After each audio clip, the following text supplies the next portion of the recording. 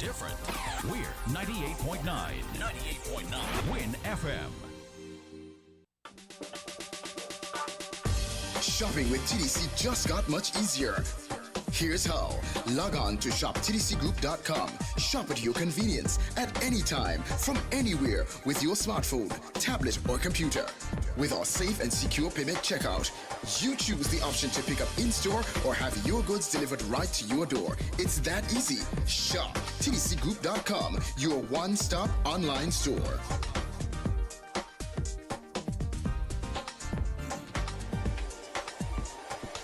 Shop anywhere, shop anytime, same quality you love. Now online. Shop www.shoptdcgroup.com.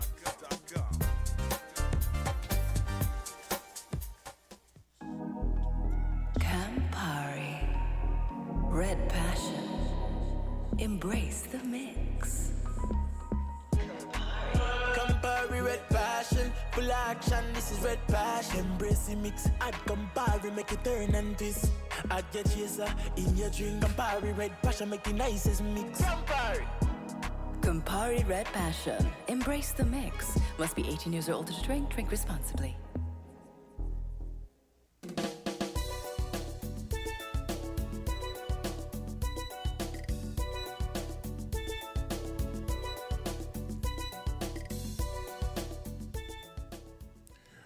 Good morning, good afternoon, good evening to our many viewers and listeners around the globe in whatever time zone you are.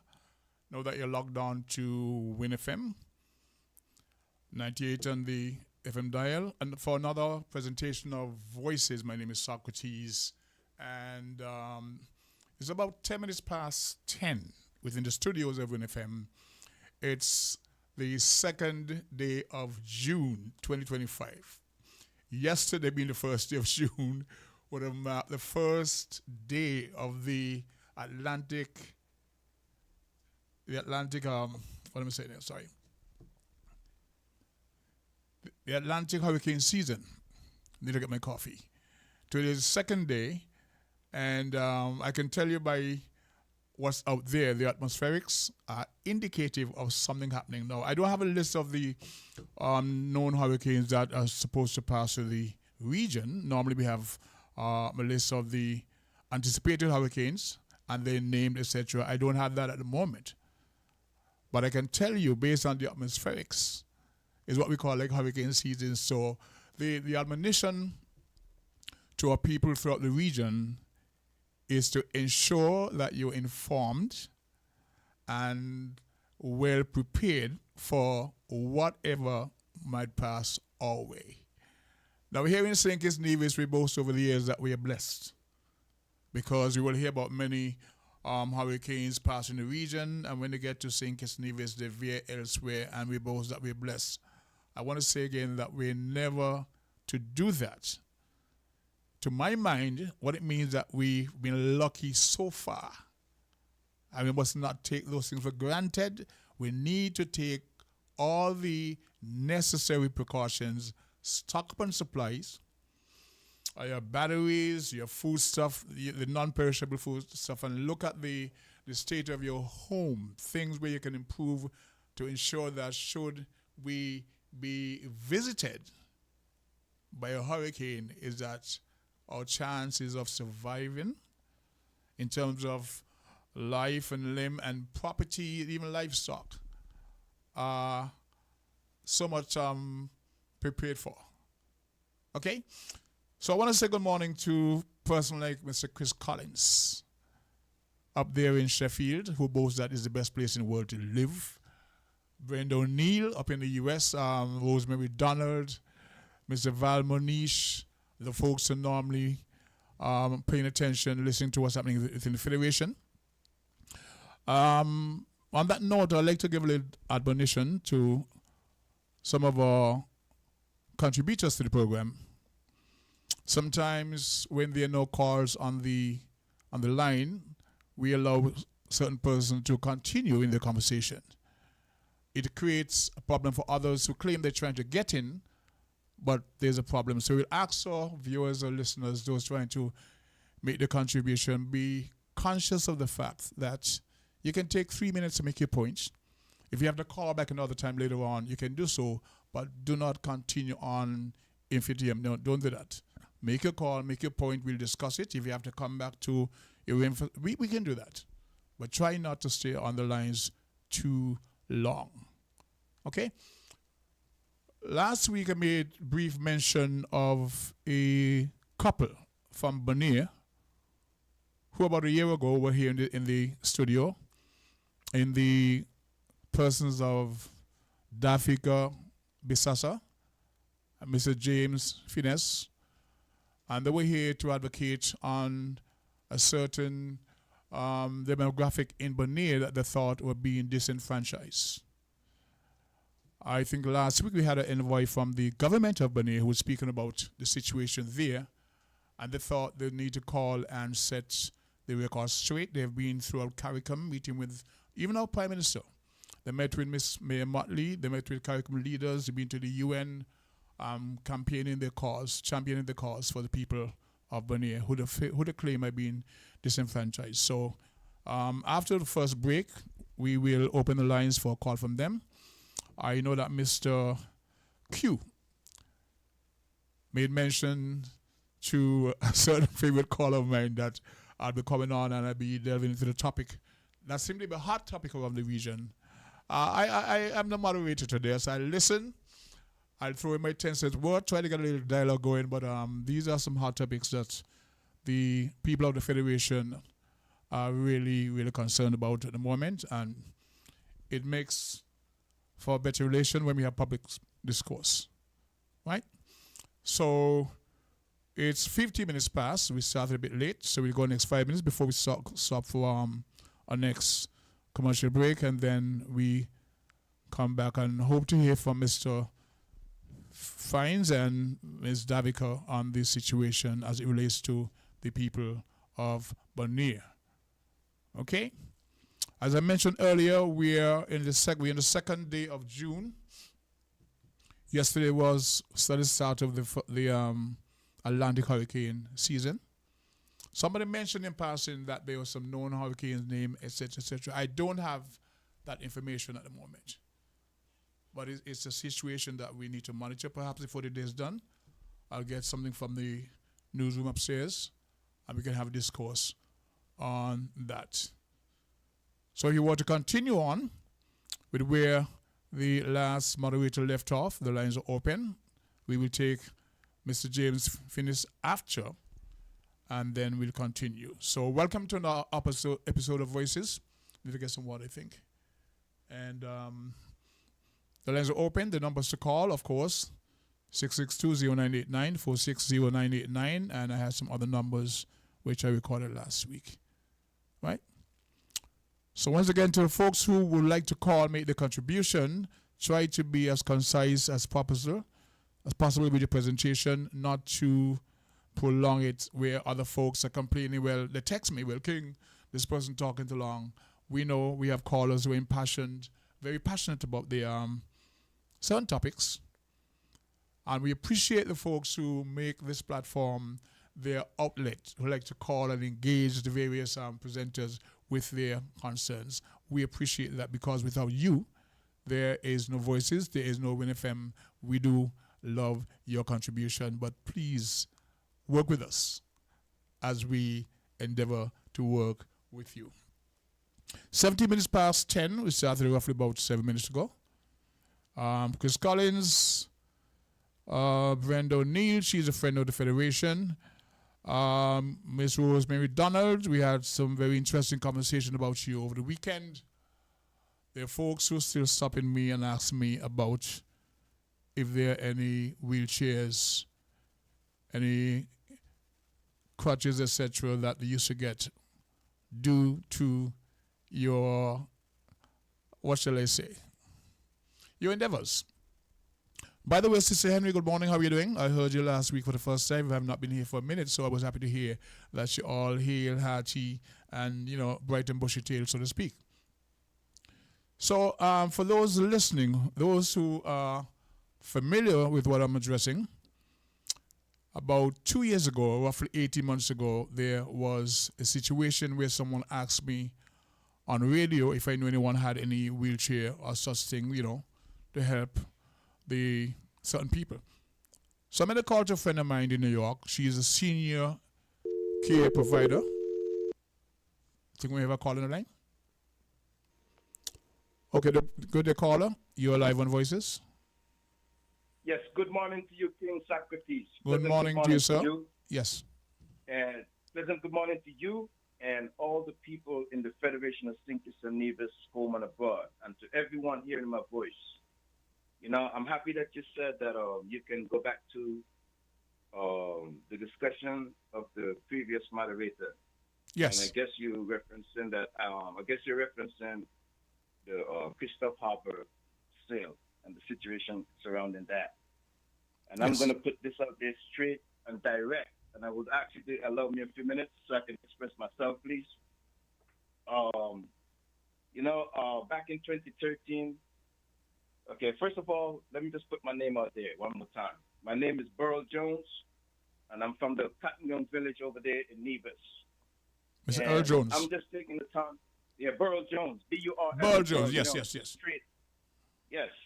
And I'm an offspring of Gwendolyn Jones and Vilma Jones. My mother is a sergeant. And I know everybody knows the cricketers, Everett Sergeant, Livingston Sergeant. Cute. That's my family. Livingston is my uncle. And I migrated out of the Federation in 1985. And I didn't really pay attention to the political affairs going on in this country. I got reconnected in 2013. And from what I've been hearing, coming up the Federation is very disappointing.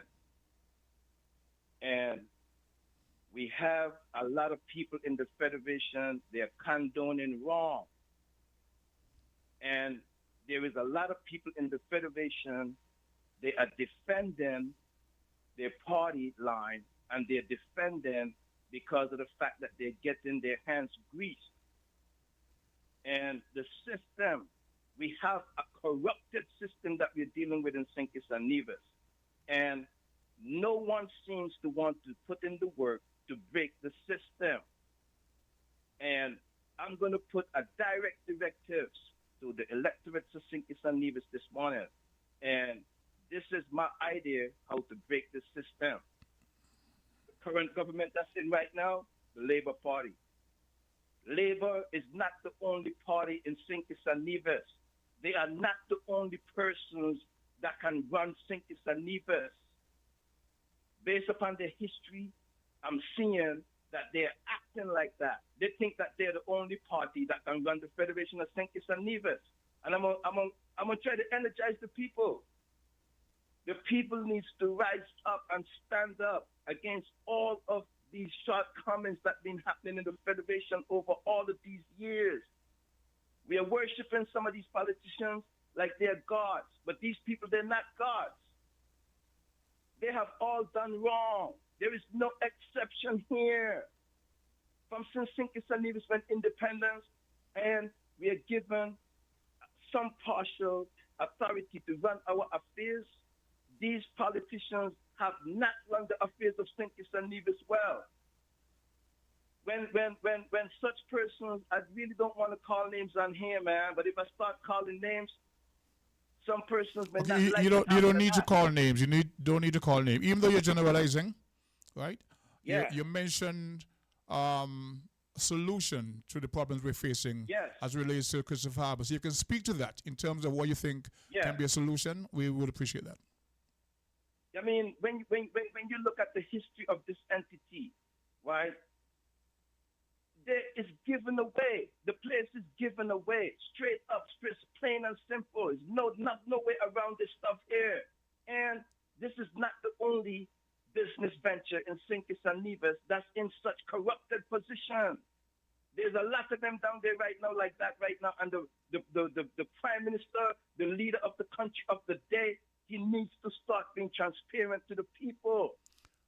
Him and his AG is the two critical persons in the Federation right now, and I'm calling them out this morning. They need to be upright and straightforward to the people and honest to the people. Here's a question. Our leaders don't have no. Here's a question. Would you say that the current administration inherited that bag of worms? Okay, if you want to put it like that, you I'm can asking. Put it like that. We share opinions. Yes, it seems to me that from the information I'm gathering, it seems that way. But so then the problem lies in the fact that they're not sharing that vital information with the public.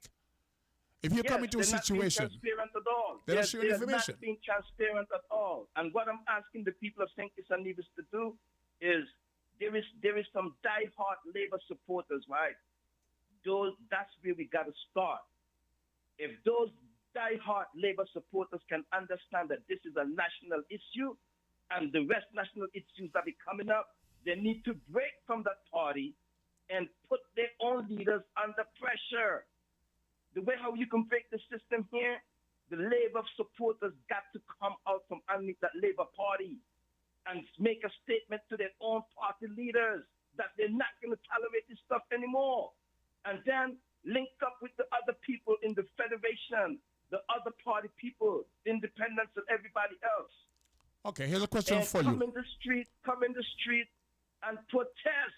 There is no other way around this stuff, Socrates. The people that need to stop talking so much. Bro, you all been talking on the radio for like 20 years already. Me, myself, has already been on here for a few years as well. But I'm tired of this talking. I'm not a talking person, bro. I'm an action person. Okay. We need to hit the streets and put the pressure on the leaders in control. St. Kitts and Nevis is being sold out. I'm going to tell you something before I go. Please. You see that bridge what they're talking about? They want to build a bridge between St. Kitts and Nevis. What, Socrates, let me ask you this question. If you sell out the peninsula, right, you think that you will ever get a bridge erect between St. Kitts and Nevis and them lands over there? That topic came up before, but I'll address it after. You will never get the bridge erected because those, as far as I see, when somebody own a property, they can do whatever they want to do with it. So when these rich foreign folks come in and they own that peninsula part of St. Kitts, they may as well cut away that peninsula from the rest of St. Kitts. Cut it off. Cut it off because they're gonna have full control over there. Okay, Mr. Jones. Okay. Later, bro, you're not gonna be able to travel to the peninsula. Okay, Mr. Jones. You're not gonna be able to travel to the peninsula. That idea of a bridge coming to St. Kitts and Nevis, they could kiss that idea goodbye. But we gotta unite and come together to break the corrupted system that we have. Okay. This is not a labor problem. This is not a PLP problem. You promised to be brief. I got your point. And I'm going to speak to the bridge issue at some point later in the program because I support what you were saying, because I do have some information on that. Okay? So let's open the lines for this caller. I might come back in later. Thanks a lot. Much appreciated, sir.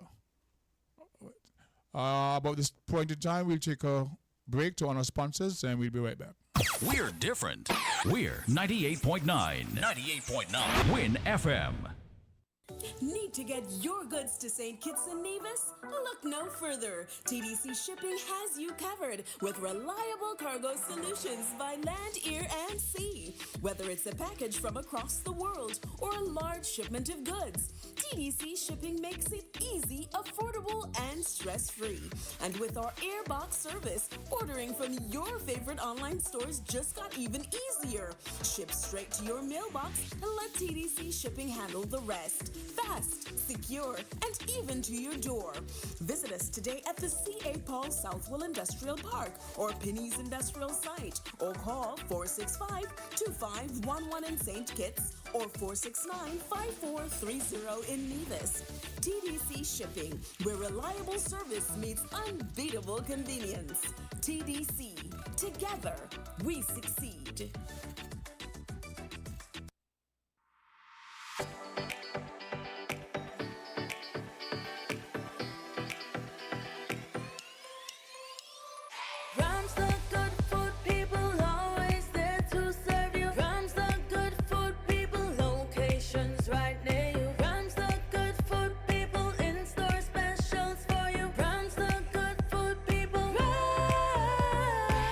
When you need better service,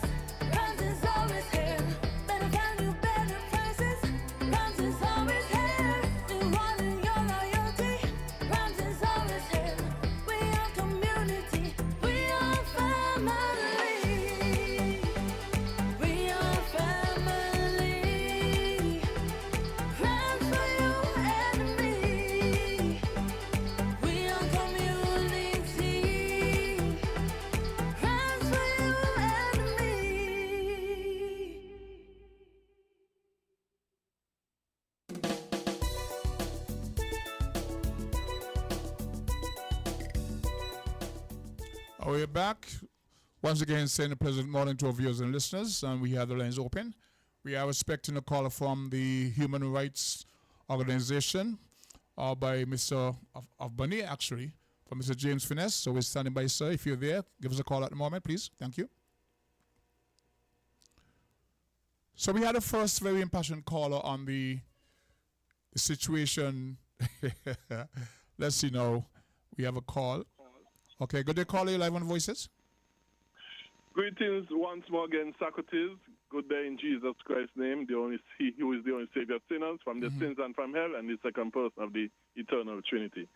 First of all, I would like to start off. You said something and concerning the hurricane season. Yes. And I thank God in the name of Jesus Christ that He spared us of hurricanes and dangerous storms, and at most we only got a little brushing from them. Thank Jesus Christ for that. Okay. And I pray that He will do the same for this year as well. Now, Socrates, you said we cannot say that we are blessed. Well, okay, maybe that might be semantics, but definitely we could say that in some areas, including where hurricanes and storms are concerned, tsunamis, earthquakes and so are concerned, God has been merciful to us. Okay, let me say why I said that. Let me interject here and say why I said that, right? Mm-hmm.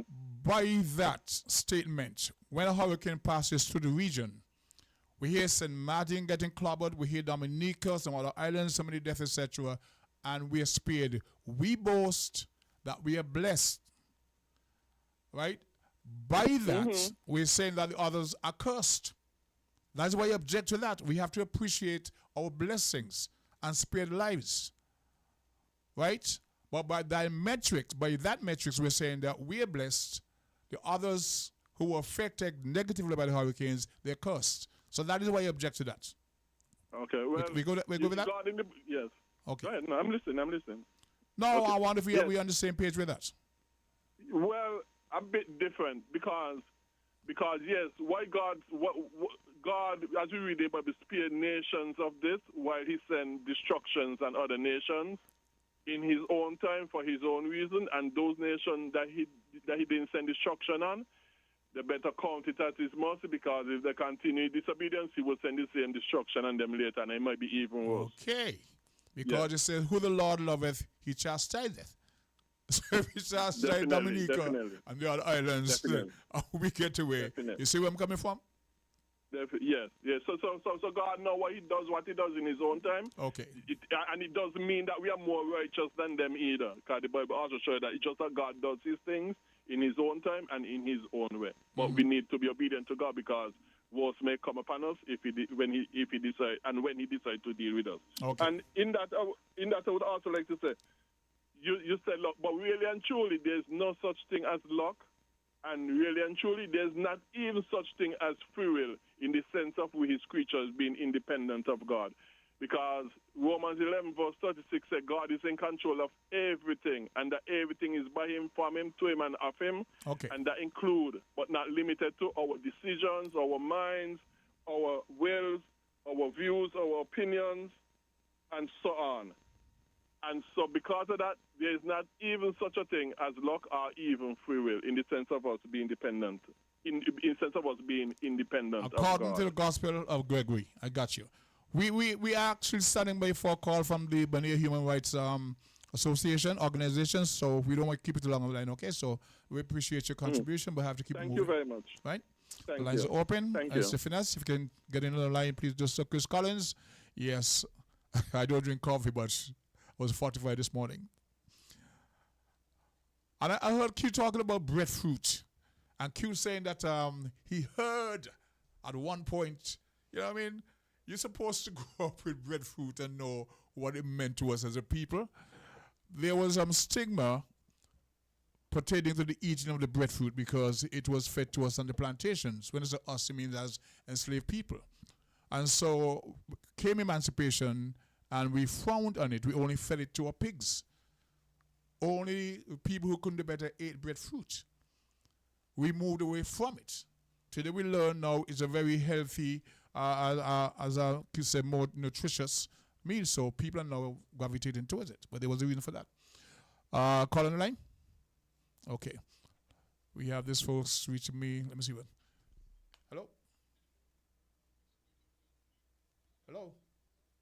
Yeah, we need to get you on the You're calling me live. You're calling me on my phone. I need to get you live. All right. So yes, we have those folks still trying to get in. So the breadfruit, Mr. Q, based on what we know, we have a call on the line. Good day, caller. You live on Voices. Yes. Good morning, Brother Socrates. Good morning. How are you? I am humble and peaceful. Go ahead. My name is Winston. Welcome. First of all, I must say good morning to all the listeners. And I must greet you. My dignity is your dignity and your dignity is mine. And this is the voice of dignity. A lot of people need to know what is my party name as an independent, as the first one who step in, waiting for others to unite and collaborate. And like I said, my dignity is your dignity, and your dignity is mine. Just like my colleague a while ago mentioned about the issue with the Southeast Peninsula saga, it is in great turmoil, and I'm going to speak to this in a short order because I respect, like you said, other people will like to call in. Yep. I think for what went on from beginning, going back from the Douglas time until now, we are feeling and witnessing the ramification as it moves forward. I think that deal is toxic, and for what what we know now, I think we could do better if we tear up the deal, because over there have more potential than what we thought back then. And for the reason of the fact that the deal was not closed and is not closed, and the chili chili bam bam effect was pulled over our eyes, I think the deal should be null and void, and we start fresh. There will be more investors out there, especially in respect to the marina. But last but not least, when someone is buying a piece of land or a car, yeah, they cannot get the title unless if they put a down payment, yep, there will be a lien if you will be empathetic to allow them to operate that automobile. In the case of a land, you could never get a final payment from the treasury unless you pay off for that land. And I am a witness of that because I was in that predicament. And time is of the essence. Time was of the essence. Time has been due. What was owed is due. And that didn't happen, so the deal should be forfeited. You know me, Mr. Socrates, and I know you. I met you in Port Zante one time. You know, sitting having a drink, looking very humble and acoustic. As usual. Yourself? So I'm speaking the truth. But you will get to know me in person. I would like to have an interview with you to make myself known more. Okay, sir. Appreciate that. Thank you in anticipation. Okay. We're still having challenges with the person trying to get us. I gave the number, 6620989. Let's see. Okay. Hello there. Okay. Thank you for your time. Hello? Yes, you're on my phone. I want to get you live on the program. Uh-oh. I thought I had a call. Anyway. Yeah, thank you for that time. I'll give it to someone else. You're welcome. You're welcome. I'm having a little problem with the folks trying to get you on the line. They're calling me direct, and I'm trying to get them to call. Was the internet thing there? WinFM Media? Oh man. Let me try again with these folks. Hello. Hello. Found the sound 98.9.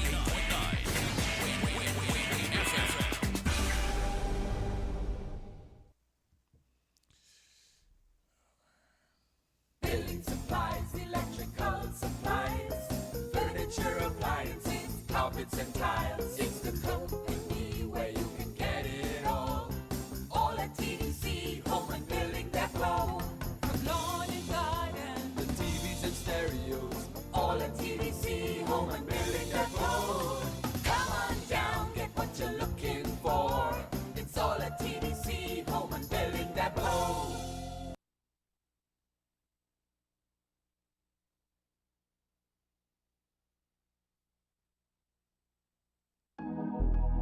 Campari. Red Passion. Embrace the mix. Campari Red Passion, full action, this is Red Passion. Embrace the mix, add Campari, make it turn and twist. Add your chaser in your drink. Campari Red Passion, make the nicest mix. Campari! Campari Red Passion. Embrace the mix. Must be 18 years or older to drink. Drink responsibly.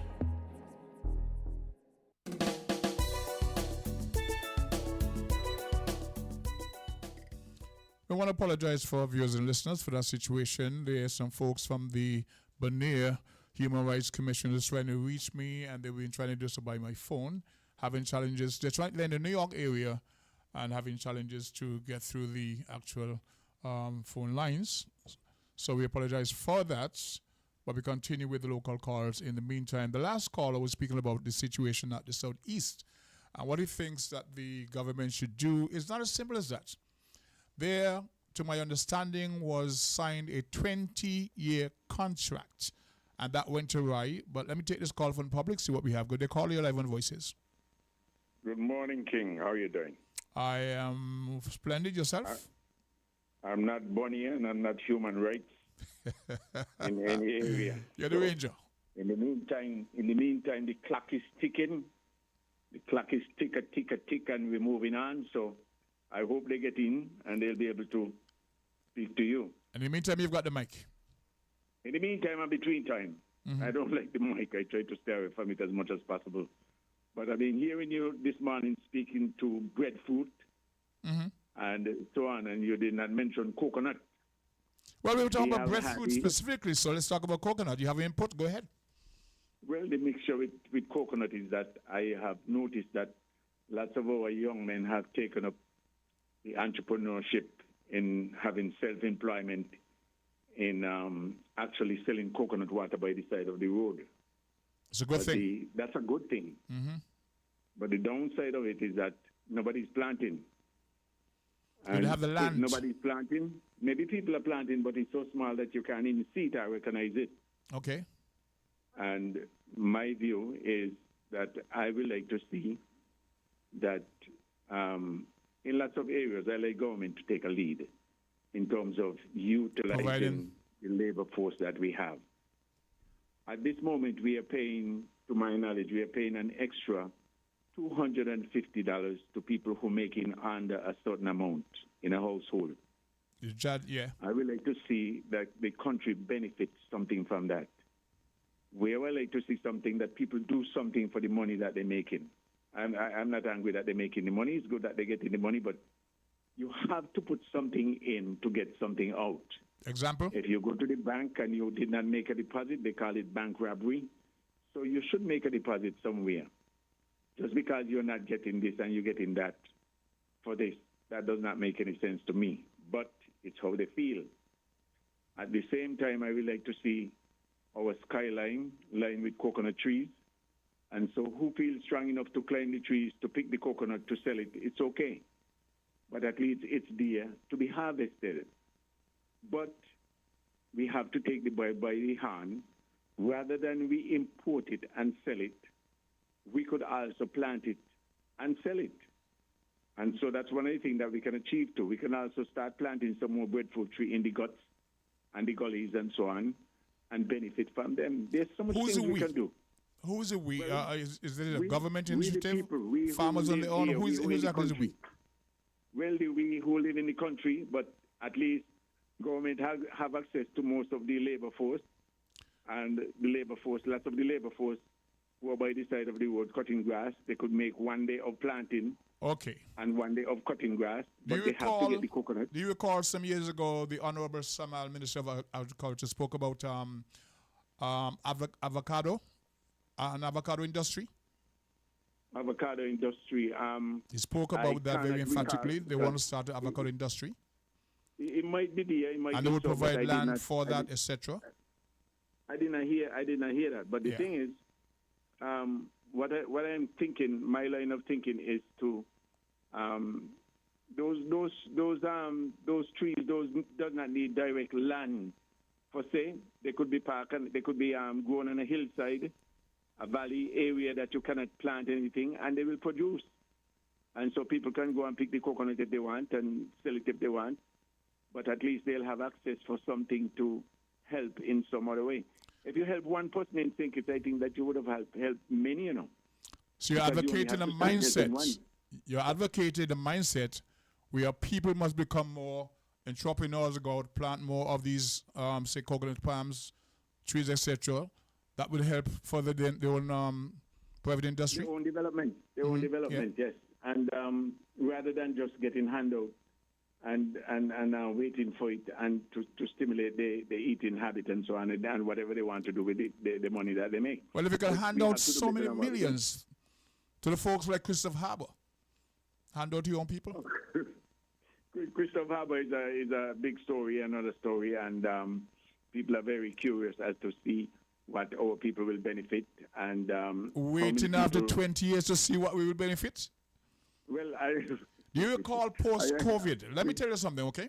Post-COVID, we as the taxi fraternity opposed to government to get financial relief for taxi drivers, especially those who lost their vehicles during that 2-year period of no employment at all. We didn't get anything. We were told to send our documents to the then FinSec. We heard, I can't substantiate, but all indications are that Christopher Harbour was bailed out.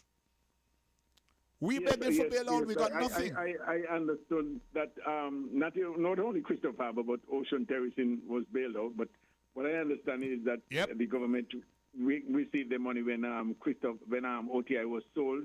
So my thinking is that government would have get the money back when Christopher Harbour changed hands to a new party. So I think that might have been the same deal that happened. I hope it's so. Sometimes when the first deal is so rotten. Sometimes when the first deal is so rotten, you get to a point where you try to salvage. You're over barrel. I'm not making any excuse for any administration, but you get to a point where the first deal was so corrupt and so rotten. You feel you have to try to salvage something. I'll be polite and say that it's not clear. It's not clear how the deal went down. We're not clear. But to say corrupt, I wouldn't use such a strong word because I don't have the facts and I know enough to know that I don't know enough. So for me to give an outright statement on that, I really don't know enough. Okay. Because information was held from me and they put me in a position to speculate. And speculation could only bring chaos. From those who have the information to come forward and give the information to the public of whom they are accounted to. And they are servant of the public, and if they intend to serve, they want to serve with transparency, and they want to show that what they're doing is everything is above board. Come and tell the public we cannot bring the information to you because whatever you want to tell them, if they want to believe what you owe, I think that you owe them an explanation. You should explain things to them. They're not as foolish as you think they are, because if you think you're so smart, how come you couldn't vote yourself in power? They vote you in power. So since they vote you in power, you should give them an explanation. The Freedom of Information Law, the whole issue that they spoke about. I heard Mr. Astafan speaking about that. They're not really that transparent with the information. You have some people who will go there and bring it to the public and everybody get enraged, but it's our duty to see that we're well informed. And you could have a lot of laws for everything, but who is going to enforce the laws? If the laws are not enforced, it doesn't make no sense to have them. Okay. So we got to be thankful for these so-called whistleblowers. Mr. McMahon, I'm going to hear from you because you seem to be better informed on the topic than the average Joe. So, Mr. McMahon normally come up with some good one, and if you get Dwyer in there, that would be good too. That's a very good combination. Not that you will everything that they say one will agree to, but at the same time, we can agree to disagree. Good for good discourse. And so, but we also know, people also know that politicians say a lot of things before they get in power, and when they reach, things change. When they sit in the chair and they recognize what happened. But when you sit in the chair, that's the time you should really come back to your people and say, hey, look, before I sat in the chair, I recognize that this should have been done or could be done. But now I'm here. I realize it can't be done this way. So my strategic plan is to do this and to do that, to go forward. And this is the way that you really should come to people. You should really show people that you really care and you have good intention and you intend to go forward, and let the people work with you rather than they think that you are trying to fight them, because people have a way to shun you when you ignore them, and they're going to come to their own conclusion that you are a scam, you're corrupt, which you may not be. So the thing is, one got to be careful with what they say, because you're held responsible for the words that you speak. Okay. That's how I see it. So I think I've said enough for now. Let somebody see what they have, and if they have something good, bring it. If you don't have anything good, shut up. 662-0989, 762-089. 989 gets you on the topic today, the program. I'm a little frustrated. I'm trying to double task or multitask to get the folks in from Bonaire in New York, but it's not happening. So it's got me a little off center. So I do apologize for what seemed to be my lack of focus. But yes, the lines are open to entertain the topic, which seemed to be a hot one today, the Christopher Harbour, what should I call it, debacle. It's been the practice of corporations, and let me say foreign corporations, for years. I can hear you, sir. I didn't hear just now. Okay, we're going to pause for an station break. WINN is 98.9. 98.9 is Win FM. If you need insurance, our service is the best. Home motor insurance can give you more for less. Property insurance can save you a lot of stress.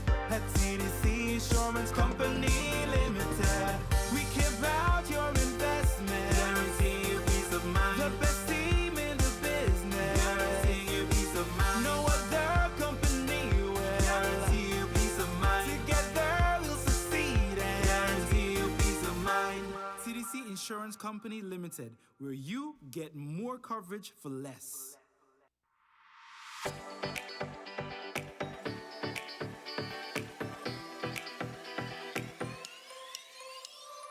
Rams the good food people, always there to serve you. Rams the good food people, locations right near you. Rams the good food people, in-store specials for you. Rams the good food people, Rams.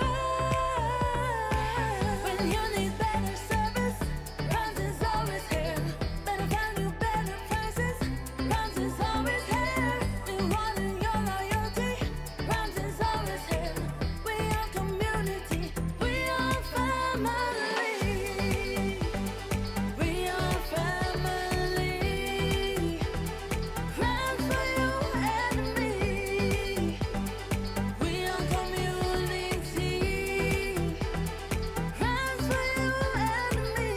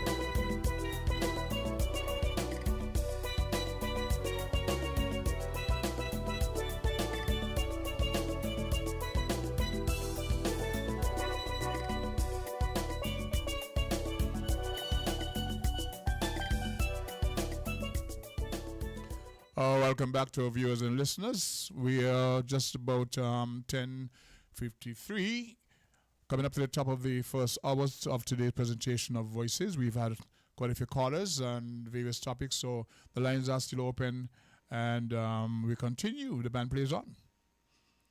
Okay? So we had a call from Ranger a short while ago speaking about breadfruit and planting coconuts and stuff like that. And he was actually applauding the young men around the Federation who seem to be enterprising. We pause for another call. Good day, call you live on Voices. Good morning, Socrates. Good morning, sir. Sorry for calling your name so often. Sorry. You can say I'm accustomed to it by now, right? In a positive way. Yeah. The call you were expecting from human rights people, is there some background to it? Or do you know what they were calling? They were here about a year ago speaking about what's happening to them in Bermuda. They are the Bermuda Human Rights Commission, and they have been traveling around the region to sensitize the various governments as to their plight. They feel they're being disenfranchised. They met with our Prime Minister here. They met with Mayor Motley, head of the CARICOM board. They went to the UN. And I think a member of the Bonaire government was here last week as part of some delegation. So they wanted to speak. You would not normally think that a place like Bermuda would have a human rights problem. I was just wondering what are they specific? Who are they speaking for? What are they asking for? Is it independence? Independence to be the rights they claim have been trampled on. I'll try to find some material so you can read to give you some context. Let me see. I find that very interesting that, one of the most, prosperous, one of the more prosperous places on the planet. Let me see if I can give you the context here. This was a letter into the to CARICOM heads of government. And purpose of the letter, the Bonaire Human Rights Organization is urgently appealing to CARICOM. Bonaire or Bermuda? Bonaire, sorry. Oh, it's Bonaire. Bonaire. Oh, Bonaire. The Bonaire Human Rights Organization is urgently appealing to CARICOM leadership to reject the participation of the Dutch Special Envoy, and his name is here, I won't call it, at the 2025 Global Sustainable Island Summit. Right? The former governor of Bonaire, his name, is portrayed as a voice of the island interests, but he is an agent of the Dutch government pushing colonial and economic agendas. He does not represent the native people of Bonaire or the lived experience. Okay. So that's what I want to speak. They want to counter the impression he would have given to the heads of government. Climate change is part of the concern. They are being pushed out of their habitats, and Europeans are coming, they claim. And once you live there for a year, you can actually own property there. So the folks of Bonaire are not, their rights are not being recognized. And that's part of the project or the protest that took to CARICOM. So they wanted to be heard here again because they were here in the studios roughly about a year ago. In the person of I remember. You remember them? That is the issue. Recall, Right. So they're in New York.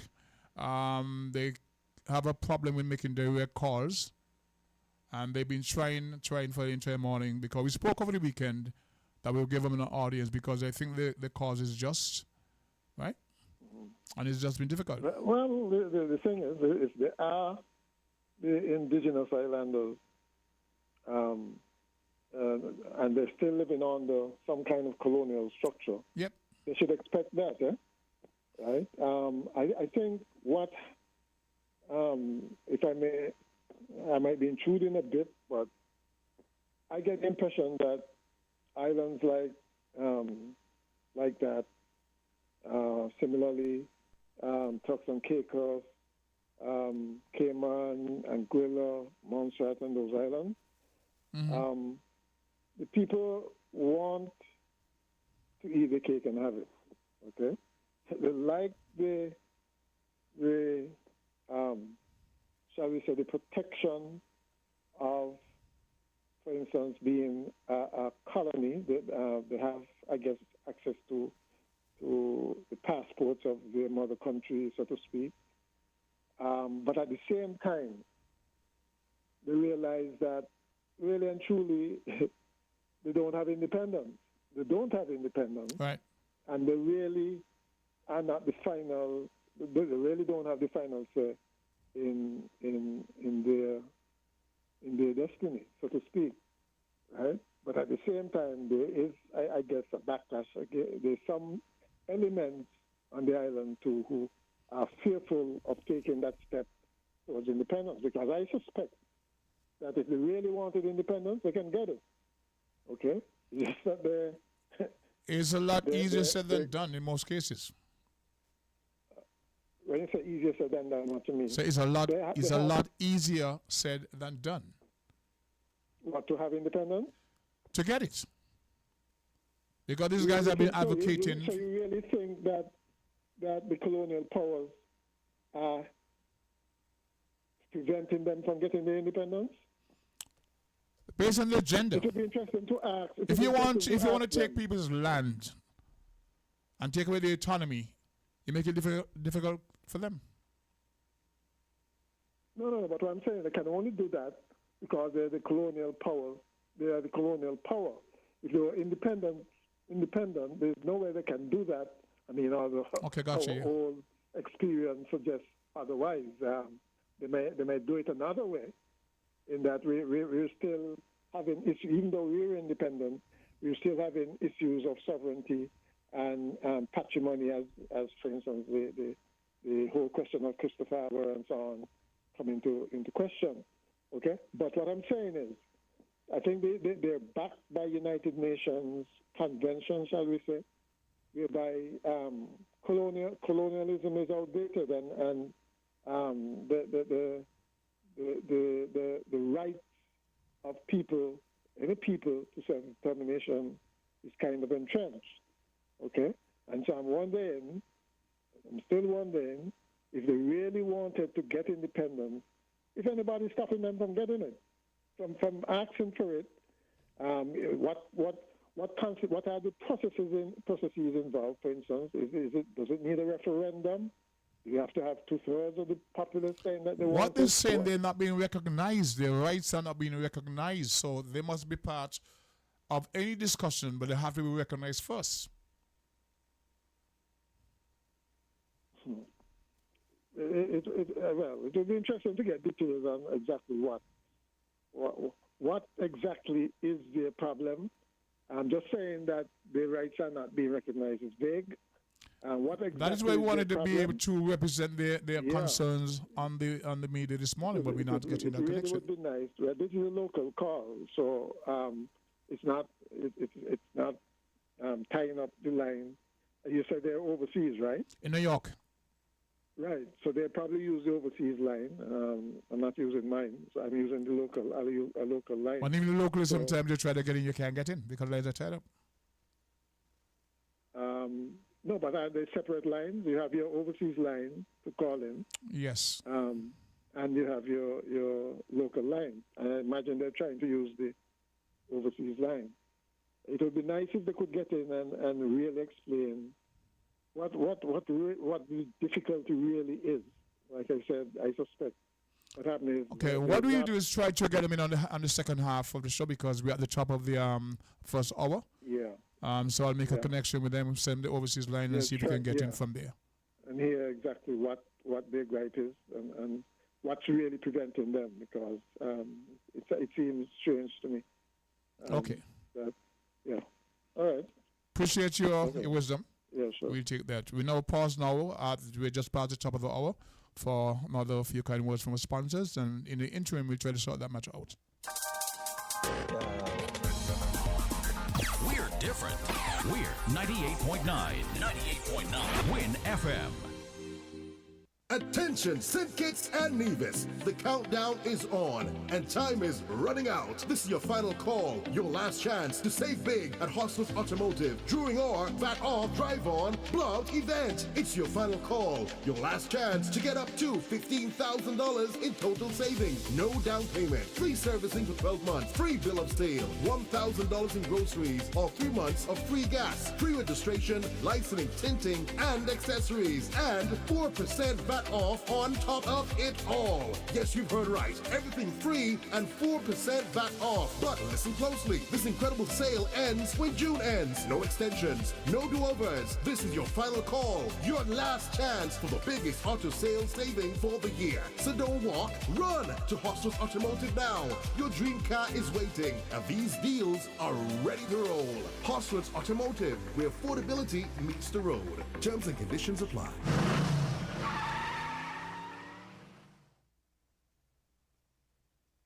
This Father's Day weekend at Builders Paradise, we've got big deals for dad and low prices for all. Yes, we've got a massive 25% off store-wide on all discountable items. Yes, 25% off Builders Paradise, already low everyday prices. From power tools to paint, lumber to lighting and more. It's all at Builders Paradise, and it's all on sale. Show dad some love for the gear he wants at everyday low prices you love. But don't wait. The sale runs for 3 days only. Thursday, June 12th, Friday, June 13th, and Saturday, June 14th. Father's Day weekend only at Builders Paradise, where big deals for dad and everyday low prices for all come together. Happy Father's Day from Builders Paradise.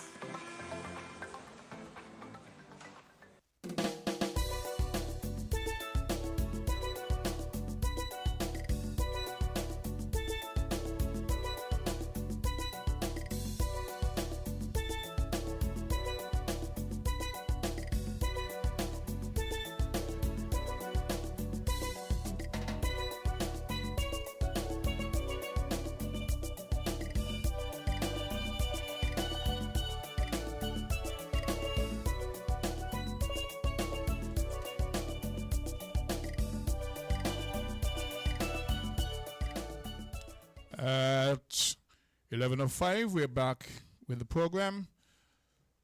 Another presentation of voices, and we're trying to accommodate the folks from the Bonaire Human Rights Association. We just gave them the number from the New York area. That was, I'm hoping that we can get that in. But the numbers to call generally are locally 466-0989, 662-0989, 762-0989. From the UK, 033-344-0065. And from New York, we've got 718-285-6948. It says here again from Canada, but I think that's from Florida, where it's 305-921-4619. Okay, so we're hoping, and then from Wi-Fi, you got Federation, WinFM, small letters, pardon? All right. So we're hoping that the last number we sent to the folks in New York can bear fruit, and we have to from them directly their concerns. All right. We do have a call on the line. Go to call your live on voices. Yes, Socrates, Sir. it's me again. Mm-hmm. Yes, now we have music festival just around the corner. But what I'm going to say is that how can any government be serious about fighting crimes and fighting the ills of society when you're having artists like Vibes Cartels and that woman from Jamaica, Sheena, or something like that, she named, who are coming in, and Cartel is known to have been pushing gangster songs with glorifying murdering and all that sort of stuff. And then this other woman from Jamaica with Cartel, Sheena, whatever she name is, pushing vulgarity and all those sort of stuff, you know, which are very negative and counterproductive to society, and breaking down and degenerating society, and therefore make society to be a breeding crime for all kind of ills, including crimes. How can the government be serious in saying that you're countering those things and fighting against those things when you're bringing in people who are promoting those very same things? Okay, I'm going to ask a question and taking this call, but here's a question. What percentage of the society you think is protesting against that? All right, we're taking this caller. Good day, caller 11 Voices. Okay, we are feeling callers. So the question to Gregory in the interim, until we get this call online. Do we have a caller? Yes. Could they call 11 Voices? Okay, we don't have a caller. So the question to Gregory is, what percentage of the society is protesting or has showed protests even by calling on the radio and complaining about the quality of the material of certain artists that you bring to St. Kitts? There's a question. Yeah, Socrates, to be quite honest about it. Yep. On radio, right? On radio, I'm only aware of me as only who God is using to do such. But I'm not happy about 12 persons have come to tell me, Greg. I agree with you. So you're the I voice. Agree with you and continue. You're the voice. Hello? Crying in the wilderness. It looks so on the radio. On the radio, it looks so. It looks so. Bless your hearts. But like I say, off here, when I see about 2 other persons come and tell me, Greg, yes, I agree with you, and continue. But also would like to say in that vein, how could churches be expected to be taken serious when you are silent on all of these matters, and not only that, you are voting and supporting people who are funding and encouraging these things? God don't play the games that we just play, and churches is playing too much of games. Do you think that the churches today still function in their traditional role? The churches today are getting more and more degenerate and worse than even the churches before. Therein lies your answer. Before was stricter. Hello? Therein lies your answers. Yes. So today churches is more a shutting where for money, health and wealth gospel, and people falling down on the ground saying the slain in spirit and talking things to me that sound like gibberish, so they're talking tongues and all them sort of stuff. Today is more a shutting than it was before, and as a result, the church is getting weaker and weaker and more powerless before God. Yes, there might be more churches, but so there are more nonsense as well going on in the name of Christianity. Okay. Okay, Socrates. Thank you very much. On the point of Vibes Cartel, he was due to be paid $1,035,000 to perform in Trinidad 2 nights ago, and he claimed he didn't get all his money up front. He pulled out, but look how much money he's being paid: $1.35 million US for his appearance. So there's something about the demand of what we think is unethical, immoral, but he gets the big bucks. And he didn't show up, and lots of fans are disappointed because they want to see him. I'm from a different time zone, so I can't relate to that. Now, on the issue of the bridge that somebody made a mention of the bridge between St. Kitts and Nevis, I found out from the secretary of the late Dwight Venner during a presentation at the ECCB that the bank had offered to fund a bridge, the financing of a bridge between St. Kitts and Nevis during the Denzel Douglas administration. And for some reason, it was not allowed to be. I heard later on, hello? We have a call right now, that Mr. Derby decided he didn't want any bridge in his area. Back to the phone lines. Sorry? Could they call you live on Voices? Hello, good morning. Yes, you're live on Voices. Yes. We're trying to get through a call. To Socrates. Oh, Javika. Bisasa. Yes. You're now live and direct on Voices, and we have callers who want to hear from you exactly what the concerns are. So please, in the interest of time, please introduce yourselves, and the microphone and audience is yours. Okay. Hello, good morning. Yes, you're live. Go ahead. Yes. Hello, good morning. Good morning. Hi, this is Vika Bisasar from Bonaire Human Rights Organization. I'm here. Can you hear me? Loud and clear. Yes. I'm here in New York at the UN for meetings alongside with my colleague, Mr. James Finney's, also the founder of Bonaire Human Rights. And we are calling in to explain about a conference that was on the 30th of May. It's a GSIS. It's called 2005 Global Sustainable Island Summit. And we had sent a letter to CARICOM objecting to the participant of the ex-governor of Bonaire claim to represent the Bonairean people, which it's not correct because he's in the agenda of the Dutch government. And this is why we made this letter to CARICOM, which we did got a response from, of acknowledgement. Okay, we're listening, so continue to state your case. Okay, so the call-in gentleman had asked us about independence, and it is like Turks and Caicos, Anguilla, Bermuda, Cayman Islands, they are on the list of non-self-governing territories, but we are not. We were embedded in the Dutch constitution without equal rights, so we don't have that option. The people did not agree. Actually, the people had a referendum in 2015, the 18th of December, who declined this present constitutional status. They open our borders and they make the Bonairean people a minority. In 2010, there were 80% of the population.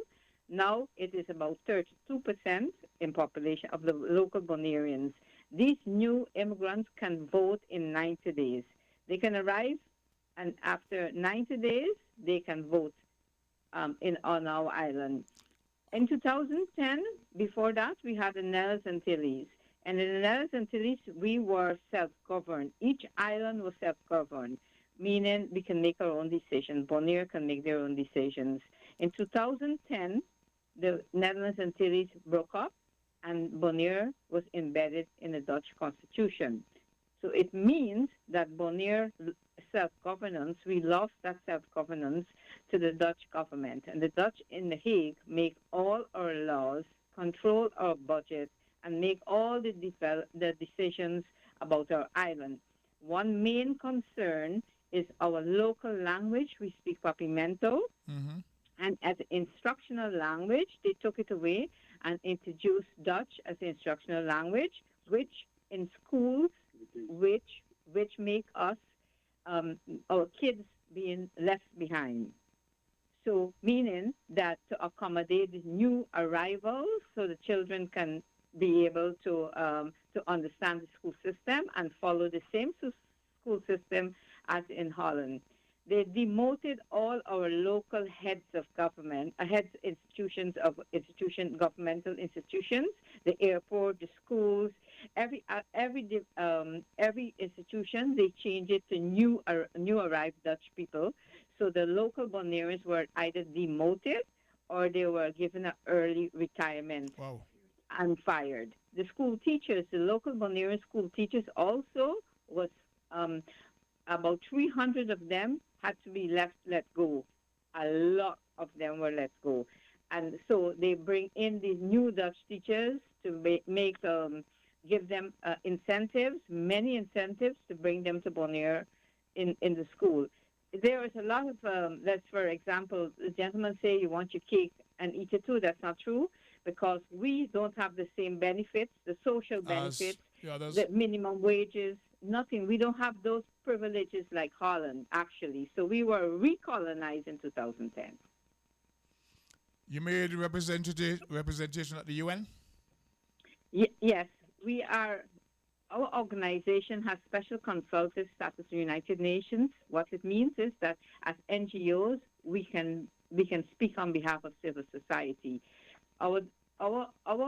We have our government doesn't have representation. Our country doesn't have representation. Holland represents us in international community. Okay. So we are working on a trajectory to release Bonaire on the non-self-governing territories where Holland will be obligated to report annually on the development of the local Bonairean, meaning in every aspect of the development, including culturally, economically, socially, politically, in every aspect, they will be obligated. At this moment, they are not obligated for nothing, so they can make laws and to sue themselves. And so our people are being marginalized. We got the third largest prison per capita in the world. Third largest. Yeah, the third largest per capita. We have no crime on Bonaire. It's a very easy, laid-back island. There's no crime, absolutely no crime, and no justification for a prison. So the first thing they did, we do not have a special intensive care unit on our island. We have a hospital, but we don't have a special, meaning if you have an accident, a head injury, or something bad, we have to be flown to another island, either to Colombia most times, or Aruba, or Curacao. In the old days, we didn't have a hospital, a proper intensive care hospital, and we had to fly to Curacao. What is Now, the current nothing population? changed. You went from 80% to down to 30%. What is the current population in terms of numbers of people that have been Yeah, affected? the current population is around 26,000. 26,000. Mm-hmm. And All right. before that, we had around 12,000, more or less. So- The numbers fluctuate because we have three planes come every day to Bonaire from Holland. So it is moving very, very, very And they're fast. bringing in person from Holland, and they actually, if they live there for 90 days, they can actually vote in the Yes. Constitution and They can vote in local elections and referendum and everything. The idea is when they arrive, for example, our brothers and sisters from Aruba and Curacao don't have that option. They can't come to Bonaire without a work permit, but the people from Holland can come to Bonaire. So our island is having a sort of very Invasion. strange. Yes. Without much say, no one is talking about it. That's why we object. So the governor, the ex-governor Reina, and his colleague, because we saw the press release that she spoke on the 30th. he was here, And yes. Yeah. Yes, and she spoke, but they are representing Holland's interests. They wouldn't speak about our issues. That's why civil society is very, very important to come out into the international arena to speak about the real situation on the island. Two So quick They questions. spoke on the interest. Your advocacy is on that 25,000 persons that you represent. You met with Head of CARICOM leader, Mayor Motley? Yes, we met with Mayor Motley. We met with Prime Minister Gonzalez. We met with your Prime Minister. We met with most of all the Prime Ministers in the Caribbean. Were they receptive to your concern? What about our own Prime Minister? Because you met with him. Was he receptive, sympathetic to your concern? Give us an idea of what was discussed. Okay, what was discussed is that we saw him many, many times, and he would come and embrace James and call him Mr. Finney's James and hug him, embrace him. So that is the camaraderie. The OECS, Organization of Eastern Caribbean, made a resolution in St. Kitts. That's why we were there. For Bonaire to be listed on the non-self-governing territories of the United Nations. What it means is that your Prime Minister agreed that Bonaire must be put on the list, a protective list, like we just mentioned. Okay. So he is 100%. Mia Motley is the chairman, as you know, of CARICOM. Of CARICOM, yeah. We met her. We met your foreign minister also in Barbados in February. We have a few pictures with him that we took, and he said to us that his country is with us, Mr. Douglas. Okay. Foreign Minister. We have the next Douglas. 7 minutes before we go to. We're actually extending the time you're given before we go to our station break. Let's hear from James if we can. Yes, right there. Yes, good morning. Thank you for the opportunity, Mr. Secretary. It's a pleasure. But we want to hear from you because we heard you're quite the hero. You led the protests. So let us know what your background is, your position, and how things are going with your advocacy. Yes, I'm Bonairean, and I come from the banking world, but due to the situation of the island changed so drastically, there was no way that our own politicians could have do anything with it because all the power was ceded to The Hague. So the because the Caribbean living in the most live in a post-colonial era, but we went back directly in what it was then. It's only modernized. I can speak today to you over a phone. It was very complicated, but we still made it. But we have everything like everybody thinks they have, but we don't have the basic fundamental part is the way the people can decide, or we the people can have our lives as we wish, and how we think to survive, to do it. So we were put in a system that is now directed to replace us, to displace us. We are in a real decision to take this on was because I saw how we will disappear, and I said this 15 years ago, 10 years ago. People didn't understand me because they couldn't see the statistics that was taken over by Holland. Everything they take over, everything. The whole government is now under the Hague rules. So you have people you vote for on the island, but they don't have power. They don't have the decision. They even don't have a budget like it's a normal human and civilization has. You pay your tax. You have the right to choose a representative to work with your tax money, and they have to account to you. That is a very simple set how the world functions, how democracy functions, how civilized people function. We don't have that at this moment. Okay. When I speak on youth. So our decision was to do something for the people because our government is powerless because everything is happening from The Hague. The Hague decides, from the parliament decides, the minister decides, all the organizations, even the administrative decisions die. So above our local government is about 8 layers of decisions, institutions and organizations above them. So it's not a democracy long time ago, but that is a little technical. You can explain in 2 seconds. Because of the time, because of the time challenge, your advocate say that Mr. Rayner doesn't represent your interests. He's giving the impression that all is well at home. Is that your position? Yes, exactly. Because he is appointed. He's appointed. He's not voted for. He's appointed by the Dutch government. And yes, and then as a governor, he is appointed. But now, even now, when they appoint him as a special envoy, it's appointment based on history that he has with them. Rayner was one of the political powers that in the past when they had to do this intervention in our island, they financed the politics in Bonaire, politicians in Bonaire, over 500,000 and then with that they win the election. So the people didn't understand because with some small money you can, in a small island, it's easy to win elections because that is based on political patronage. So that system, Rayner was part of it, and then he was part of the organization at the time who did it. So at the end, now 15 years later, 10 years later, he became a governor, and then you see how it works.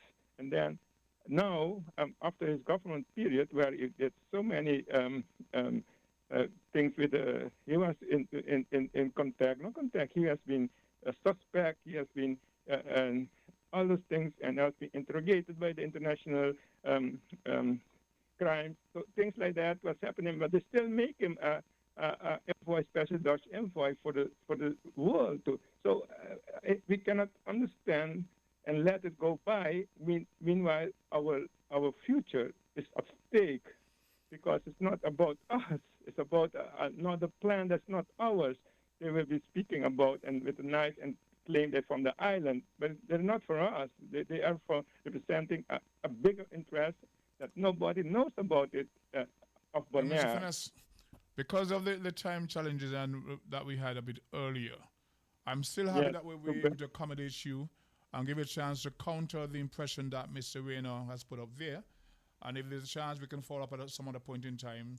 Because the caller mentioned earlier, he needed to hear from you exactly what were the concerns. I think he's satisfied that you made that representation. And so, Yes, I think we can make a schedule next time because now we know how to do the call because we've been trying since since the beginning of the program because we couldn't get through. So if you have a time, we will be happy to speak more. Say more. Okay. We've been to inform the folks who were unaware of what was happening before. Those who didn't hear the last time, they're now better informed. And I'm glad to know that our Prime Minister has shown a good reception. He's just a buddy.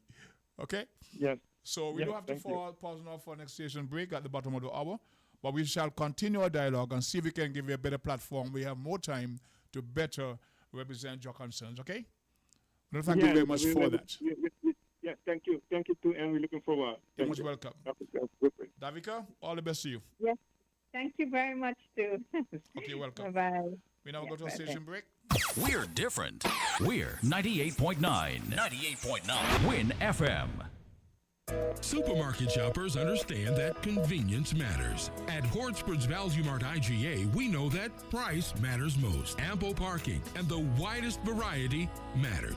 At Hortsport's Value Mart IGA, we know that price matters most. Clean, spacious aisles and the highest level of customer service all matter. At Hortsport's Value Mart IGA, price matters most. We've renewed our commitment to guarantee the lowest prices in the Federation. Why? Because we understand that in this tough economic environment, price matters most. Shop smart. Shop Value Mart, where price matters most. Farms Estate Nevis and Wellington Road, St. Kitts. Price matters most. Get ready for the biggest Father's Day weekend sale ever. From June 12th to 14th, Hostel's Furniture and Appliances, Ashley Furniture Home Store, Hostel's Building and Nevis Centers, and Builders Paradise are bringing you incredible savings and a special men's health and wellness fair. Take 25% off at Hostel's Furniture and Appliances, plus double cash back for free groceries with every higher purchase. It's the perfect time to upgrade your home and fill your pantry. And that's not all. Get 25% off store-wide at Hostel's Building and Nevis Centers and Builders Paradise on all discountable items. On Saturday, June 14th, don't miss our men's health and wellness fair at Hostel's Building and Nevis Centers from 9 a.m. to 12 noon. Get free diabetes, HIV, blood pressure checks, plus customer giveaways and so much more. Celebrate that this Father's Day weekend only at Hostel's Furniture and Appliances, Ashley Furniture Home Store, Hostel's Building and Nevis Centers, and Builders Paradise. Terms and conditions apply.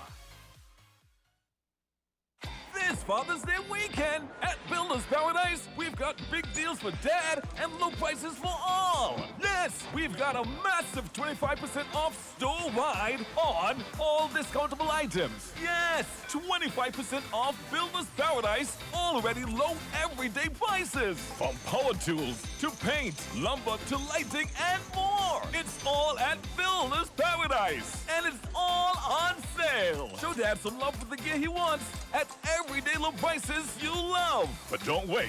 The sale runs for 3 days only. Thursday, June 12th, Friday, June 13th, and Saturday, June 14th. Father's Day weekend only at Builders Paradise, where big deals for dad and everyday low prices for all come together. Happy Father's Day from Builders Paradise. Hortsport's Value Mart IGA is helping you spend less and save more. How, you ask? Essential Everyday and Equiline. Spend less on our Essential Everyday products and get the best quality, the best taste, and the best value. Spend less for all your family health and beauty needs with the Equiline brand of over-the-counter products. Hortsport's Value Mart IGA is helping you spend less. With our Essential Everyday products and Equiline over-the-counter health and beauty care products. Shop smart and spend less at Value Mart, where price matters most.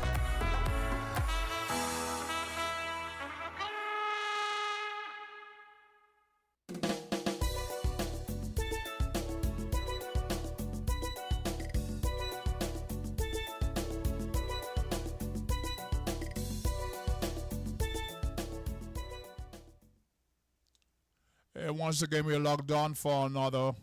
We are approaching the last 25 minutes of today's presentation of Voices, and we're grateful for Davida and James who were able to call from New York after trying for so many times. I think I want to take blame for they not being able to get in earlier.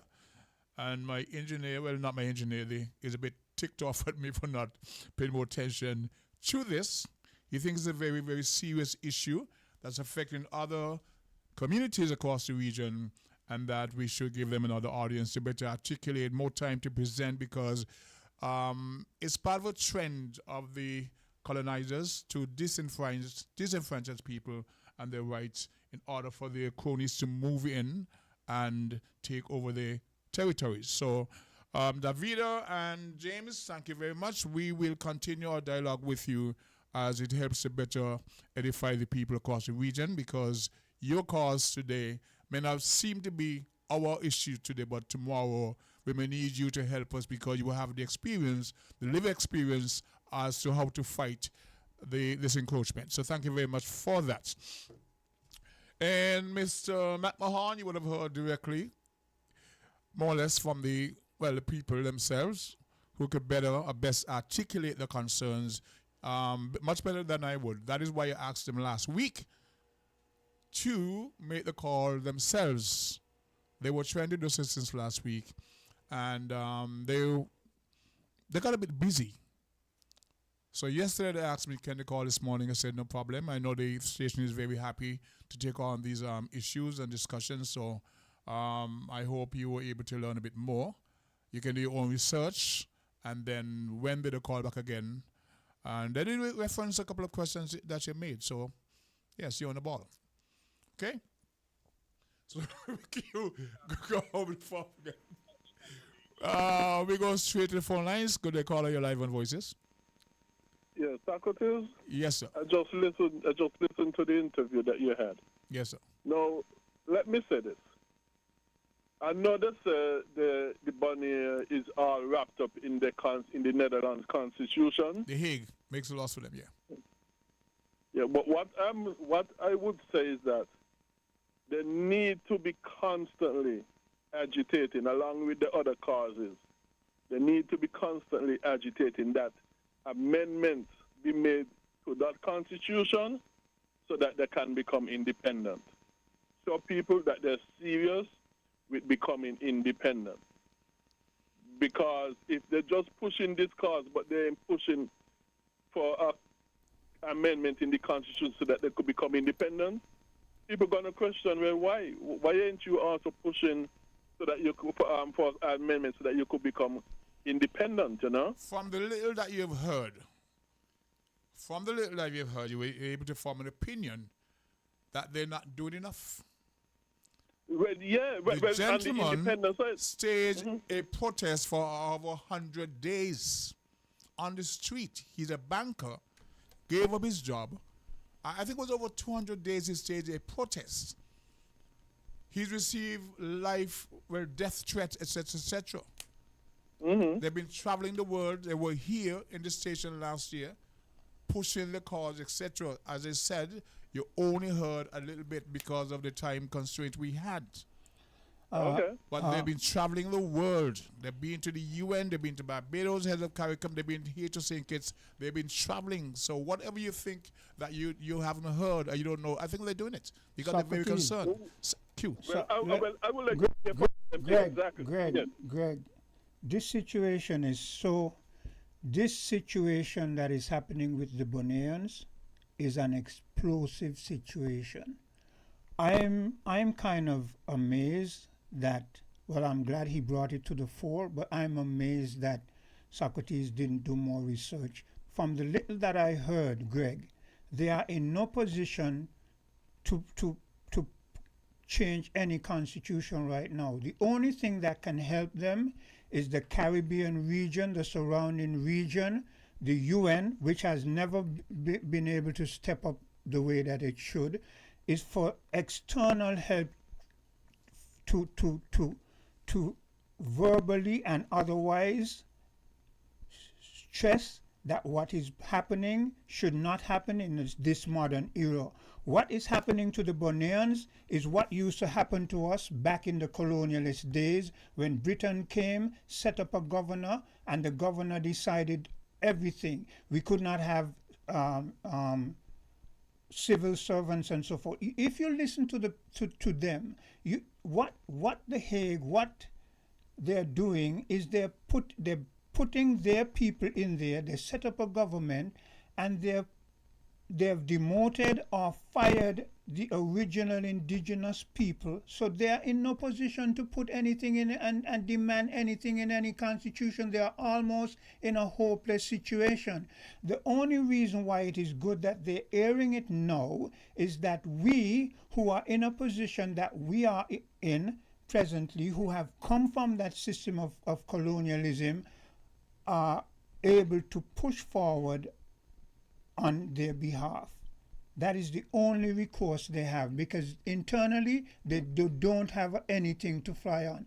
But here's the situation. They were never independent.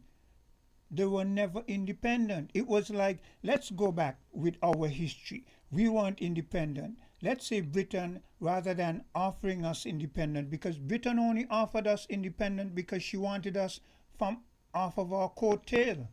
If we had something that they wanted, if we had more to exploit. Yes, if we had something that they wanted, because remember, by that time Britain was moving into the industrial era. So they felt that we were an impediment. But now that we in this region are developing and they see the potential, they want it back. I keep telling you all this all the time. And when they put that there in the Bonaire, and it's happening in St. John's in the Virgin Islands, you understand? When they do that, gradually they're going to build their infrastructure and they're going to spread their wings. And if our governments do not wake up, we who say we are independent, we see the citizenship by investment thing, it could work the very same way. Over time, they come back here, they outnumber our population, they set up government, they make legislation, and next thing you know, we are just like the Bonaires. So this is a wake-up call. Quint, what I'm saying, because there are countries that Britain had that have more resources than us, and they still let them go and get them independent because they were agitating for it, such as India, Egypt, and so on. So all I am saying is that nothing stops you. You still have a mouth, and while you can talk, you agitate as much as you can for independence as well, even if you have to take an amendment to the Constitution. But look, because Greg, this is what they're doing verbally now, externally. But what I'm saying, they cannot do it internally. I understand you, Quinn. Yes. But do what you can do. Well, I agree. So that's what they're doing. Because if they didn't do that, we wouldn't hear it today, you know. If I was unaware that this is happening in our region. They were here a year ago. Could you believe this is happening in this so-called modern era, where the worse than that is happening in other places. Trust me, worse than that is happening even in other places. But that doesn't justify saying. Yeah, of course it does not. Of course it does not. Yeah. Of course it does not. But what I'm saying is that I was expected to hear a bit more, though, of how they were agitating for an amendment so that they could go independence. But what I'm saying, you go out, keep on agitating, do what you can do, and leave the rest up to God. Okay, Greg. But, yes, but what is happening to them is very wrong. You'll be better informed in times to come. Yeah. Right? Yes, I hope so. Yes, good, very good. I hope you get another thing with them very quickly. Thank you very much. They're happy for any audience that's provided for them to, advance their cause. So Socrates, you're on every Monday, so it's up to you. Appreciate the that. ball is in your court. One of the points you just made there, mentioned about what can affect us from the CBI. I had a discussion with a lawyer who said to me that he is unsure as to whether the recipients of these passports can vote or not. Yeah. And I'm thinking, if they can vote, they can just decide in a certain demographic, the government. Yes, and look, remember we had a leader in the form of Denzel Douglas who let us know that they were citizens. When the folks used to shelter on the bus, they treat them there by the bus stop before they go to work. And these folks, the Asians moving to build there, people protested. And Douglas said to them, they're citizens. Yeah. Right? They're citizens. Yeah. And so we take this thing for granted. We have CBI and lots of funding, but it's the cost. Because When I sang about the bridge, I was told by that Mr. Darby said he don't want any lorry driving through his place. Yeah. Christopher Harbour, Southeast Peninsula. Right? I learned again, let me repeat myself, from the late Dwight Venner's, Sir Dwight Venner's secretary in a presentation that they, the bank, Mr. Duane, had offered to finance the bridge between St. Kitts and Nevis. Right. Presently, So it brings the thing where there was really serious objection from the Darbies. Presently, if you listen to a station on Nevis, I think every Tuesday, there's a particular individual who comes on and he consistently brings up the bridge between St. Kitts and Nevis situation. And it sounds good to hear, but sometimes I wonder if it is just a political ploy when you're in opposition, I see. you know. But it is a good thing, and I like to hear him, and I like the way he presents his case. But like I said, sometimes you wonder if it's just a political ploy. When you're in opposition, you come up with ideas and come up with things that sound good, and when you get into office, we don't see them going anywhere. Hello, caller? Hello, caller? All right. Well, good to call you live on the Voices. Hello, the King. Good morning. Good morning, sir. Welcome to the program. You had a gentleman on earlier from Bonaire. Hello? Yes, he was from Bonaire. Are you there? Is that the caller you're referring to? Yes.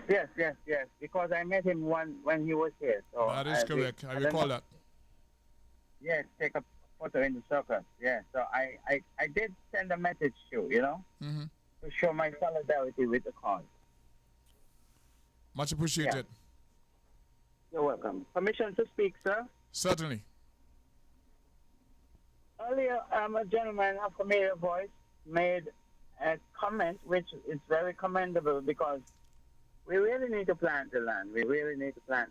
I just had purchased some mangoes this morning because they're in season, and I have some guests, and I promised my guests that I think we on the island, we should be able to give our guests what we have, the little that we have.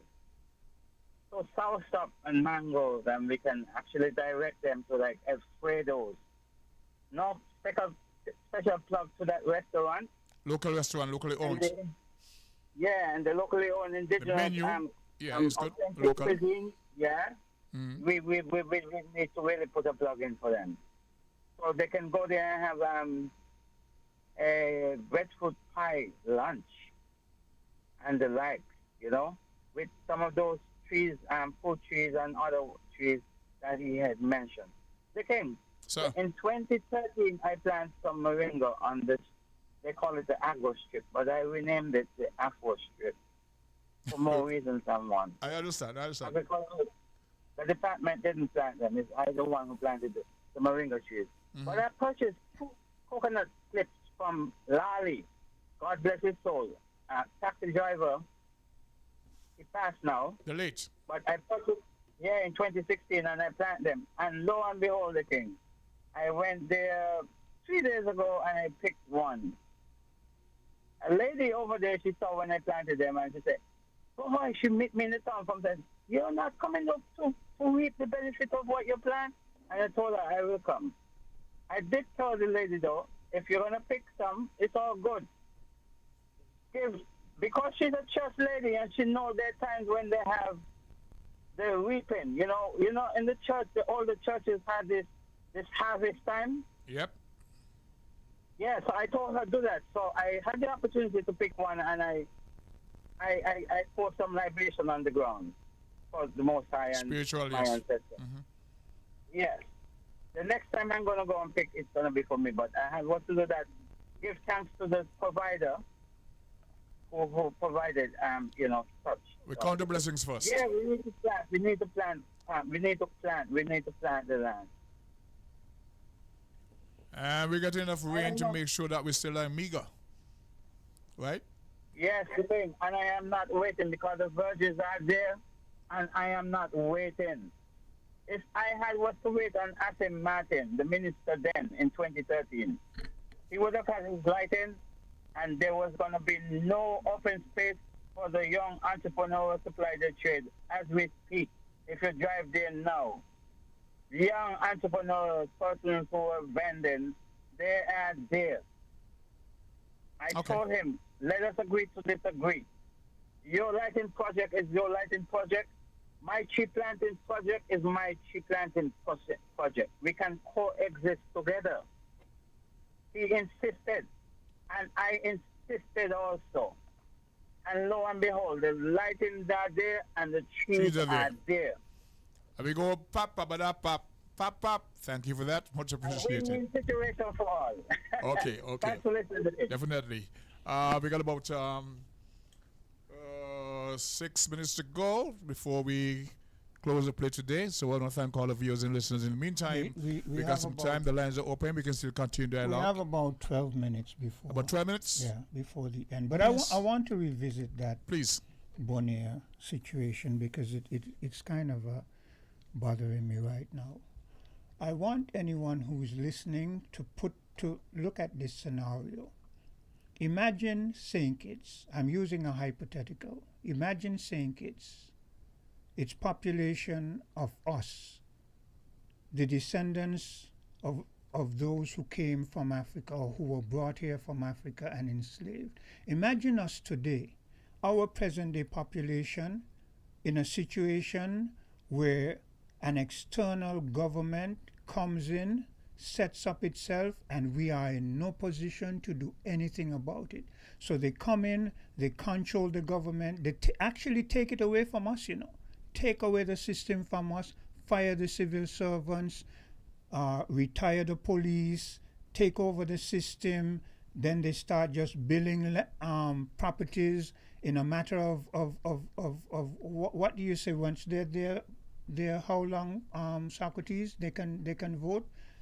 18 months. Once they're there for 18 months, they can vote. 18 months, and they can vote. So in a short time, they can vote. And they now, we the population of St. Kitts and Nevis, we're sitting and watching them take over, and we are powerless to do anything about it. Just imagine that. I felt that we're at one point. Hello, caller. In a short time, they can vote, and they now, Hello, caller. Good morning. Yeah, go ahead. Yes, good morning, Brother Quint again, and Socrates. Humble servants. This is Winston. Welcome. First of all, as I listen, I know I don't have all the details, but my solidarity with the Bonaire people. With the what? Oh, Bonaire people. Go ahead. Yes. And I'm in New York, and the UN is right here. I probably think I will even go down to the United Nations and show my presence as a physical support from Federation of St. Kitts and Nevis. And also, now you pose a question there that these people are coming in, and after probably 90 days they can vote, and their present might be even greater than the nationals that are there. And Caller, their presence doesn't have to be greater. It's not their presence, it's the power. They control the governing system. Even if they are less than the population, they control the governing system because they can decide that your civil servant has to be fired or retired. So couldn't that spark a revolution, riot? The question in my mind is, what do the people do in the interim? What are the people doing? Sometimes the people are not properly informed. Let me give you a scenario. Some years ago, there was a certain election. I was a polling officer at the Kim Collins Stadium. And it bothered me to see limousine after limousine. It was probably the same one making trips from the Marriott with Caucasians coming there to vote. And you can question them because they were brought by official, you understand? Represented there, all Caucasians came, voted, and left. I have no idea who they are, who they were, etc. But it's an example of when you hand off authority to people and you say, well, they're citizens. Yeah. We have another caller. Hello, caller. Okay. You want to take this caller? Yeah. Quinn. Yeah, Quinn. Yeah. Thanks for those points you made, man. Be- Right be- under be- money. look, Remember that before word? before you go further, let me make this clear. This is not my show. This is Socrates' show.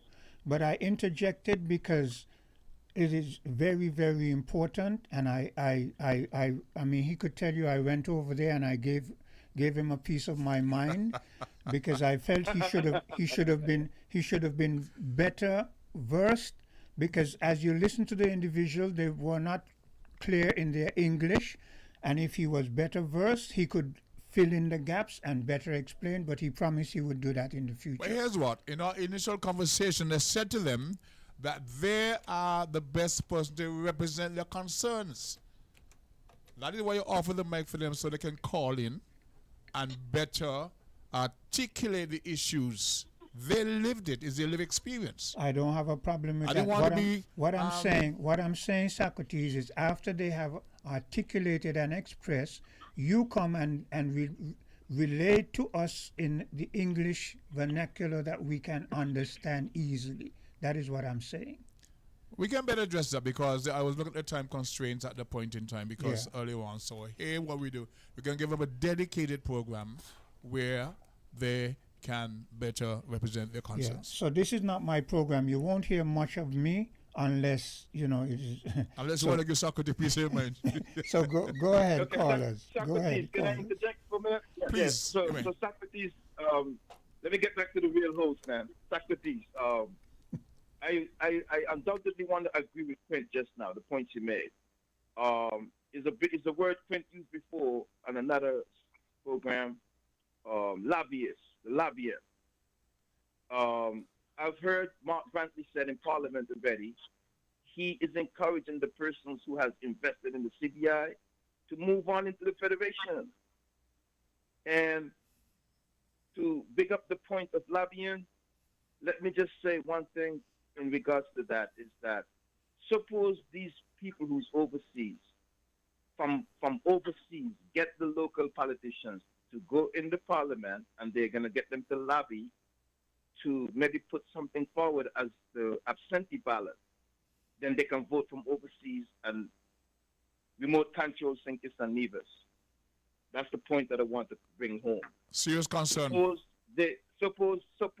those persons who have invested and got our passports who are overseas, they literally may not need to come into the Federation. If they can influence our politicians from overseas, suppose they get these politicians to go in the parliament and pass such bill as an absentee ballot where they can vote from overseas. It's all over. It's already happening in St. Kitts and Nevis, and I just want to show solidarity with the Bonaire people. And thanks a lot, man. Much appreciated.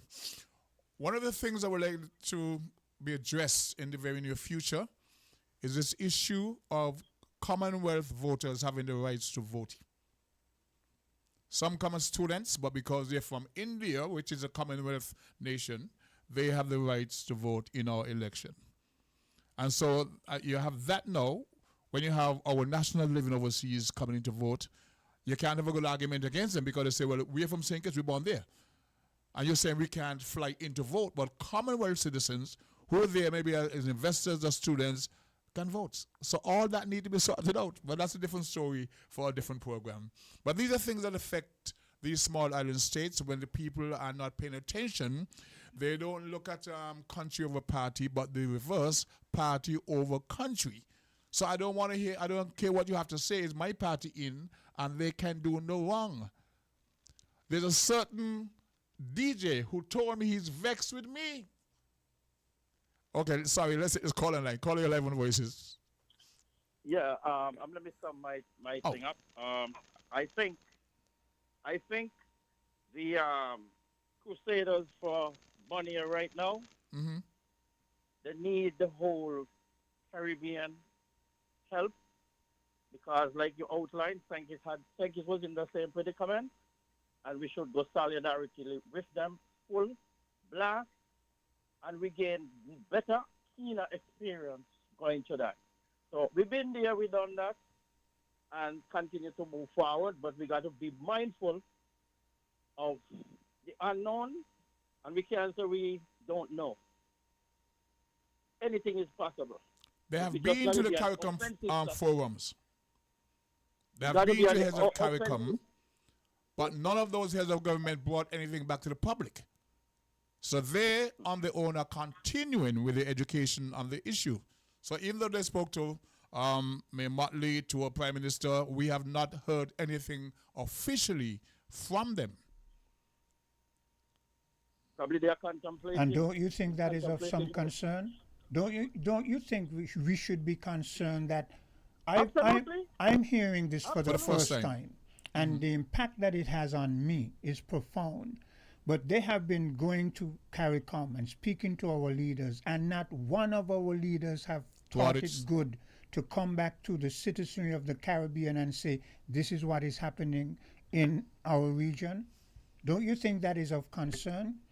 Don't that make you think that maybe these so-called individuals who are, these individuals who are in leadership positions, touting that they are our leaders, that they might be thinking along those veins?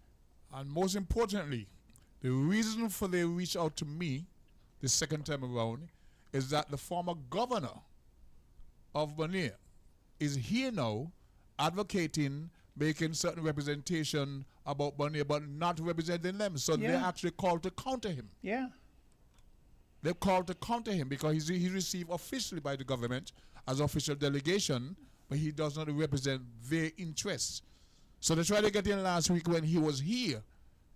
But I said to them, I'm only on Mondays. I think he was here on Thursday, Friday. Yeah. So they try to come back in now on Monday and address it. So I take my six. Yeah. Sick. Yeah. Right, but we are now at So at the midday hour. So we've had a very exciting morning discussions. That's it for today, caller. Yeah. You have any caller? No, I'm okay. telling you We want to that, thank all our callers, our viewers, our listeners, and those even who didn't try to get you on the program. We are now at the midday hour, and it's time for the WinFM's midday newscasts. In the meantime, we're in the second day of June, second day of the Atlantic hurricane season. So please be mindful, and let's hope that between now and then we have no incidents to report on. We stay blessed according to Gregory, and I'll see you on the other side. And, Back on sugar. and Socrates, let me apologize to you for interjecting. But No, I accept it. I had to. I accept the interjection and your passion, your fervor, and the attention that you want me to put to it. So I appreciate that. I don't have any issue with it at all. Right? Peace, love. Much better tomorrow. Found the sound 98.9.